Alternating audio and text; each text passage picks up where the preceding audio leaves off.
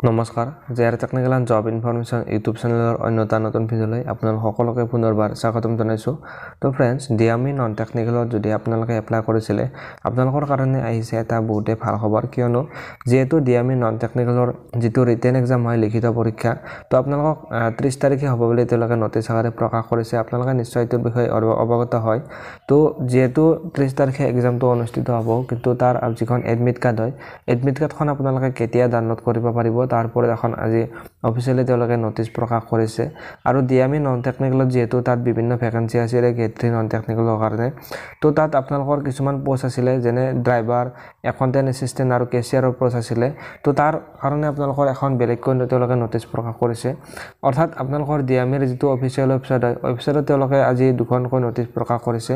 তো আপোনালোকক এই যিখন নটিছ তেওঁলোকে প্ৰকাশ কৰিছে ৱেবছাইটত, তো সেই নটিছ দুখনৰ বিষয়ে আপোনালোকক এইটো ভিডিঅ'ত আপোনালোকে শেষলৈ চালে জানিব পাৰিব।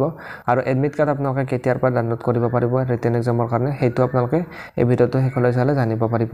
যদি ফ্ৰেণ্ডছ আপোনালোকে নতুনকৈ আমাৰ চেনেলটোত ভিজিট কৰিছে, তো আপোনালোকে চেনেলটো ছাবস্ক্ৰাইব কৰি বেল আইকনটো প্ৰেছ কৰি ৰাখিব, যাতে এনেকুৱা ধৰণৰ ইনফৰ্মেটিভ ভিডিঅ' আপলোড কৰাৰ লগে লগে আপোনালোকে নটিফিকেশ্যনবিলাক লগালগ পাই থাকে।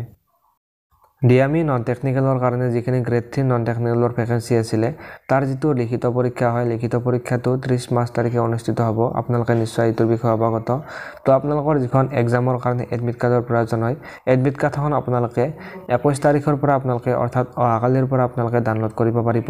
তেওঁলোকে এই নটিছখন আপোনালোকৰ আজি প্ৰকাশ কৰিছে। নটিছখনত ক্লিয়াৰলি উল্লেখ কৰিছে যে আপোনালোকৰ যিটো নন টেকনিকেলৰ গ্ৰেড 3 নন টেকনিকেলৰ ভেকেঞ্চি আছিলে তাৰ এডমিট কাৰ্ডখন 21 মাৰ্চ তাৰিখৰ পৰা আপোনালোকে ডিএমইৰ যিটো অফিচিয়েল ৱেবছাইট আছে www.dmi.assam.gov.in গৈ আপোনালোকে ডাউনলোড কৰিব পাৰিব।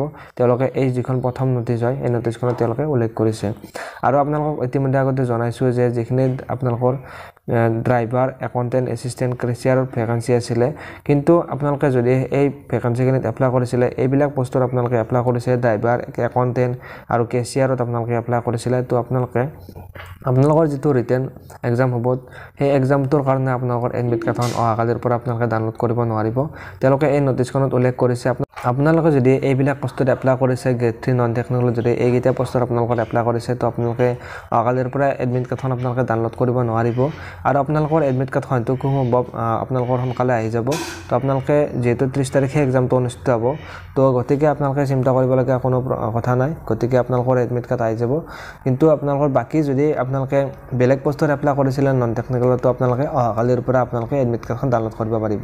তো অহাকালি যেতিয়া ফ্ৰেণ্ডছ এডমিট কাৰ্ড ডাউনলোড কৰা লিংকটো এক্টিভ কৰি দিয়ে, তো লগালগ আপোনালোকক ভিডিঅ'টো দিবলৈ চেষ্টা কৰিম। আপোনালোকে তাৰ কাৰণে চেনেলটো ছাবস্ক্ৰাইব কৰি বেল আইকনটো প্ৰেছ কৰি ৰাখিব আৰু নটিফিকেশ্যনটো অন কৰি ৰাখিব, যাতে আপোনালোকে যেতিয়া ভিডিঅ' দিম আপোনালোকে নটিফিকেশ্যনটো লগালগ পাই যায়। তো গতিকে আপোনালোকক দিবলগীয়া ইনফৰমেশ্যনটো এইটোৱে আছিল ফ্ৰেণ্ডছ। আপোনালোকে যদি ভিডিঅ'টো ভাল পালে তেনেহ'লে ভিডিঅ'টোত ফ্ৰেণ্ডছ এটা লাইক কৰি দিব, আৰু চেনেলটোত যদি নতুনকৈ আপোনালোকে ভিজিট কৰিছে চেনেলটো ছাবস্ক্ৰাইব কৰি বেল আইকনটো প্ৰেছ কৰি ৰাখিব। চাই ৰাখিব friends JR technical and job information YouTube channel. জয় আই অসম।